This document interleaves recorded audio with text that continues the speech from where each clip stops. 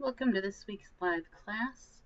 This is technically our Monday class, even though it is Tuesday, but this is the recording for the live classroom that was hosted on the 2nd.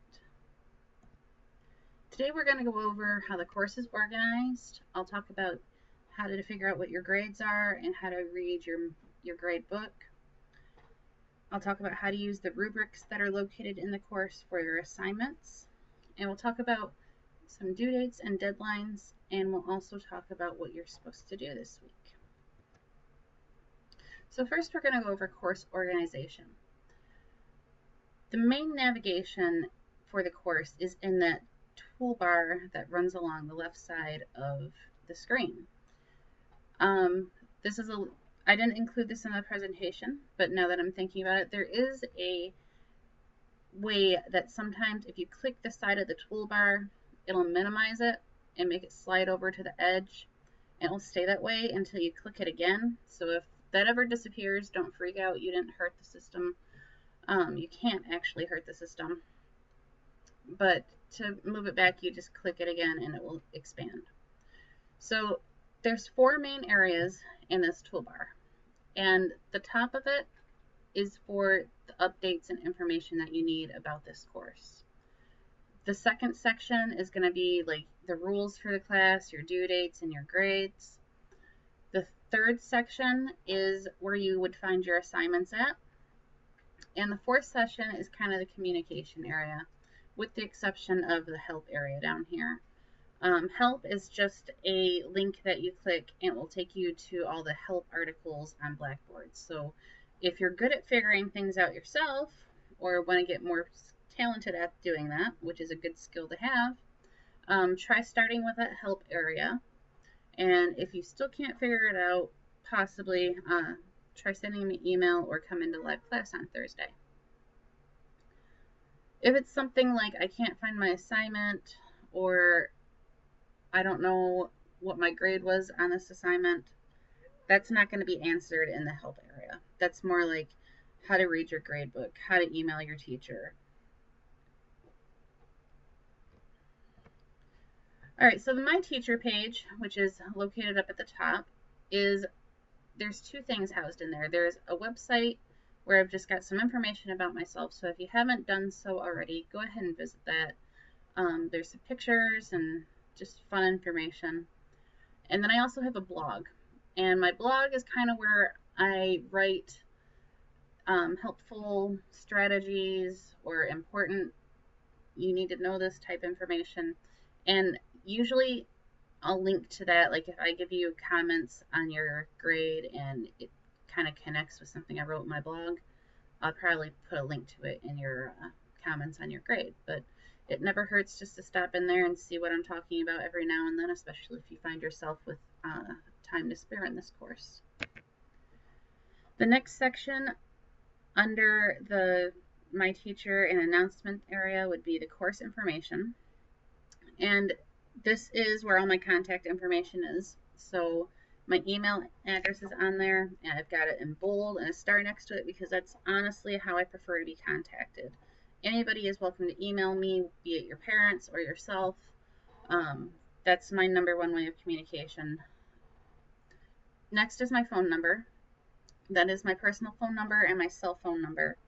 So I ask that if you do call it, please make it between the hours of 8 and 4. That's my, those are the hours that I'm working here online. The rest of the time, of course, I'm off taking care of my family, and I have enough to do during that time. So if it's really important, feel free to call, but if it's not important and it can wait till the next day, please wait till the next day. Also, you'll find the course policies, and these are very, very important because you can either read them and know them in advance, or you can not read them and find it out the hard way. And I've covered pretty much any kind of problem that we can run into, and I actually challenge you to read them and see if you can think of something that doesn't fit into one of those policies that I have. But I kind of go over my cheating policy, my plagiarism policies, my policy on submitting assignments, which has been violated a lot lately, but I understand it's because you guys are new. You haven't quite figured everything out, but I don't accept assignments through email. I'll look at them and say, good job, but I can't give you a grade unless you turn it into Blackboard. So make sure that you're using the turn-in links, and those turn-in links are always in the weekly folder. But if you email it to me, I can't give you a grade. But yeah, there's probably about 10 policies in there that you need to know about, and it'd be very good to review those now rather than running into a problem and realizing that I had a policy on it and you weren't prepared for it. Below the course information is a class calendar, and I prefer a due date list, which would be in the course information area. But if you're a visual person and you like to see things on like a chart or a graph, you probably prefer seeing a calendar. And you can go to the calendar to see when assignments are due. And generally they're due every Friday.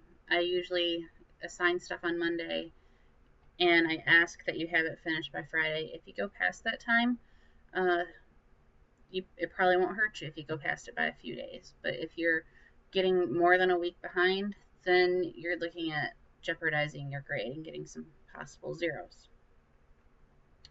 And I haven't done that yet because we're still getting people usernames and passwords and so on. And definitely probably after Labor Day, then we're going to start using the policy about getting behind. All right, let's talk about the grade book. So after today, I'm going to go ahead and activate your total grade. And it never fails. It always causes students to kind of panic and freak out. There's one thing that's really important to understand about your grade, and that is that it reflects those current assignments that are out and possibly not turned in yet. So if you check your grade on Monday and it's 30% lower than it was on Friday, well, that's because the assignments that are due the Friday after, or that Friday during that same week, have already been added to your grade. So once you complete those assignments, you'll see your grade go back up to where it was. But if you see that if you're not happy with your grade at all, 9 times out of 10, it's because you're missing assignments. So that's the number one thing you need to look for. So the second you see your grades start to drop, get into your grade book and figure out what you're missing. So I'm going to show you how to read your grade book now. Right, the first thing that's important to understanding the grade book is the status. You'll see that some of these assignments say that they've been graded, and that means that I've already looked at it and given you a score. Now, if you get a low score, like this one right here got 15 out of 20, and it's got a comment next to it, which unless you get a perfect grade or extremely close to perfect, I'm probably going to leave you a comment about how you can improve it. But always look at that feedback, because I don't know how many times I get messages and they'll say, why did I only get 50%? I don't understand what I can do differently. Well, if you look at those comments, I'm telling you exactly what you need to do to get a better grade. So read through those whenever you get a grade. Sometimes I might just say, good job, I really like what you did here. Usually I'm going to have some feedback for you and suggestions. Let's see, what else do we have here? When you get to an assignment that does not have a grade, either I haven't graded it yet, or you haven't completed it yet. So if you see something says upcoming, and you see that the due date has passed, you need to do that assignment as soon as possible. The due dates are over here on the side, and say that you caught an assignment that was due 3 weeks ago that you still haven't done yet. If you click on view description, I've got the location of the assignments. So it will tell you if it was in the week 1 folder, the week 2 folder, the week 3 folder.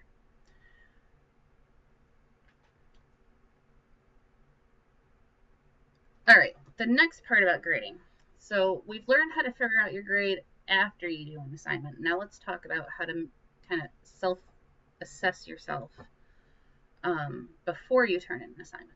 Every assignment in this course is going to have a rubric, and I've broken these down into the simplest terms. Sometimes there'll be rubrics that have like 4 or 5 categories and you've got to do math to figure it out. You don't have to do math for this, and really all you have to do is just read the past column. So if you look here, and this is for last week's assignment on the components, in order for you to pass this assignment, and that means to get a grade of at least 70% or better, you would have needed to describe each of the components of health with a decent amount of detail, and that means giving examples, talking about health issues that fall under that component. So if you did that, if you did it really well, you're going to get 100% in that area. If you didn't do it very well, I might give you 70%. However, if you don't use details or you didn't give examples of issues or topics that fall under that area, you're not going to get credit for it. Sometimes I'll be sympathetic, like if I saw that you tried, I might give you 50%, but if you really didn't try or you just put like a few words down, make minimal effort, I'll probably just give you a 0 and ask you to keep on working on it. And then down here we had the ranking. So the second criteria that you were graded on last week's assignment was how you ranked yourself. If you explained how you ranked and suggested what you could do better, then you pass that. So it's pretty hard to get less than 100% in that because it's so simple. But if you did both these things and you did it pretty well, you probably got close to 100% or better. If you didn't do those things, then I probably gave you a lower grade and said, let's work on this, here's what you can do. So always look at these rubrics before you turn something in and just kind of ask yourself, did I do these things? If you didn't, you know, you've got a little bit of work to do. And if you turn it into me without doing that work, I'll probably send it back to you with a lower grade and say, keep working on this, please.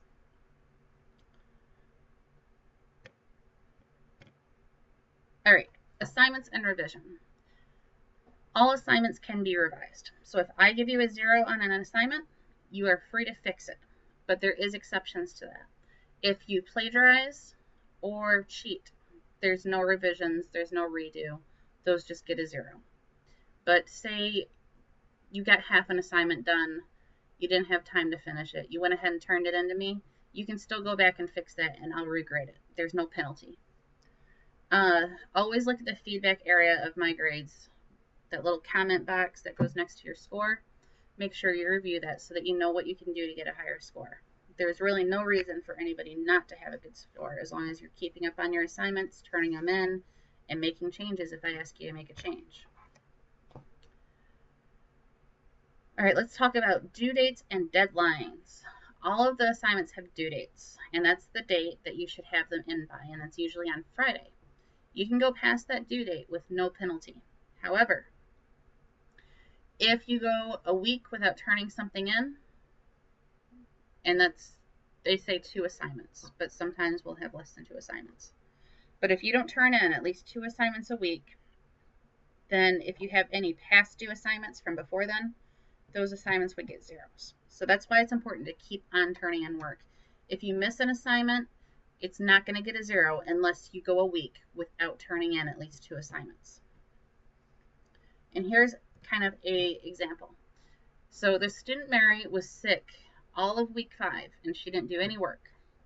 Then the next week she went out of town, she wasn't at school, and she only did half an assignment. She turned 1 thing in. She didn't turn 2 things in. When she got to school Monday, her assignments from week 5 had been closed because she didn't turn in those 2 assignments during week 6. If she would have turned in 2 assignments in week 6, then she would have still had her assignments open and would not have got 0s. So that just kind of shows you the pacing that you have to keep. If you have an off week or something happens, that's fine. You'll have to make plans to get caught up, but it's important that following week that you stay on top of your assignments and get at least 2 assignments turned in. And it doesn't have to be the assignments that were given that week. It could be your old assignments if you wanted to work on those. As long as 2 get turned in, you're fine. And the other part of the due dates and deadlines that I wanted to tell you is there are deadlines. So anytime that report cards come out, that's a deadline. The deadline will be 2 days before report cards. And if you go into that course information that I was telling you about earlier, I have the deadlines in there. I think one of the deadlines is like mid-October, October 17th, and the other one would be like December 17th. So keep those dates in mind. If you have anything past due, then you obviously want to get it turned in before those dates, because after those dates passed, you don't get grades for those assignments anymore. All right, let's talk about discussion boards. This is a big issue that I needed to address. I wish I could have done it last week, but I felt it was a little more important to kind of introduce you to Blackboard and the live classroom. All right, so discussion board guidelines. Your facilitator has a list of expectations, do's and don'ts, and consequences for misusing the discussion board. I need everybody to sign that, and your facilitator is going to keep it on copy. And I just want to make sure that we all understand the rules, and also if you mess up, then we can say, okay, well, we showed you the rules, so why aren't you following them? But basically, and honestly, when class first started that first week, I was scared because there was so much kind of inappropriate stuff going on. I'm like, oh no, what did I get myself into? But I've seen it clean up a lot, and it's much better now than what it was. So I appreciate that improvement. And I understand, you guys may not have understood what discussion board was for. It looks like a chat room, so, and if you see other people chatting, then it's kind of tempting to do it as well. But here's some rule of thumbs for live classroom. Number one, try to stick to business. If you're just going there to turn in your assignment and you're doing your feedback, then you're doing everything right. Try not to have personal conversations about your private life, your usernames on other programs, or anything like that. Just stick to the assignment. And if you want to talk about something that came up in an assignment, if there's something slightly controversial, as long as you can do it in a polite way, go ahead and have a discussion about it, because it is related to what we're learning. But if it's not related to learning or what we're doing in class, it doesn't belong in the discussion board. When replying, do not leave feedback like, good job, or I really liked your presentation, it was very informative. I call those generic comments. They don't really have any value. And when you reply to somebody, you want to give them, you want to show them that you read their assignment. So maybe talk about something that you found interesting. Bring something up from their assignment. Avoid correcting them. I'm the teacher, not you, so it's not really polite to say you messed up on your third slide, or you could have added a lot more information to this. I don't want you to be critical. I just want you to show appreciation and kind of make connections on the discussion board. When you're replying, make sure you explain what you found interesting and why. And that's kind of what I was just saying. Spark a conversation about a topic. Explain your thoughts. That's what we're looking for. Avoid the simple, good job, or I liked your project. And lastly, discussion board is not a way to contact me. You have to use email. So if you're unhappy, discussion board's not the place to say it, because the whole class sees that, and they might think that you're a little strange for posting your comments on there. So definitely just email those to me. All right, last slide, and this is what we're doing this week. And I'm approaching 20 minutes now, and I'm going to try and wrap this up soon. We have a checklist in the announcements. So if you're having a hard time figuring out what you should do, try using those checklists. They're very helpful, and it will kind of help you keep track of how many more things you have to do before you're done working that week. This week there are 2 folders. There's a folder about human development and a folder about pregnancy prevention and STD prevention. So we're getting into the real health stuff now. The human development, after you read the stages of development, there's a quiz over the developmental stages. It's pretty easy. As long as you kind of have a good idea what type of milestones fall in each age group, you're going to do pretty well on it. And it's all multiple choice too. You also have a journal entry. no discussion this week. Yay! A journal entry, and you're going to kind of describe how you've changed physically, mentally, socially, emotionally from the time you were a baby up until the time you were a teenager, your current age. And you're kind of just applying what you learned in the reading about how people change as they grow. So you're going to kind of reiterate that, except you're going to explain it in your terms. What did you go through? What do you remember? And as you look back now, how have you changed according to what you've learned in the chapter this week? Then kind of reflect on what changes were the most difficult for you to handle and how you coped with them. So, we may not like talking about it, but puberty is pretty brutal for adolescents. I mean, you're going through this huge change and you may not even understand anything. So that's something that you could talk about. You don't have to give me personal details. Social life, going from, when you're kind of a younger child, you're more social and not so insecure, but when you become a teenager, you start to become more insecure. How did you handle those changes? Then we have a chapter on pregnancy prevention and STDs. And for that, you're going to create a brochure and explain a few ways on how to prevent pregnancy. And again, make sure you read those rubrics.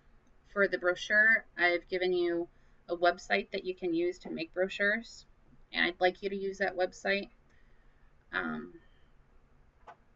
Definitely look at those rubrics, though, as long as you're asking yourself, did I do these? Did I meet this criteria? When you turn it into me, you're going to get much better grades, and that just means you won't have to go back and do it again or put more work into it. And that wraps up this week's recording, and I hope that you wrote down your password so that you can take the quiz after this, and I hope you all have a good day.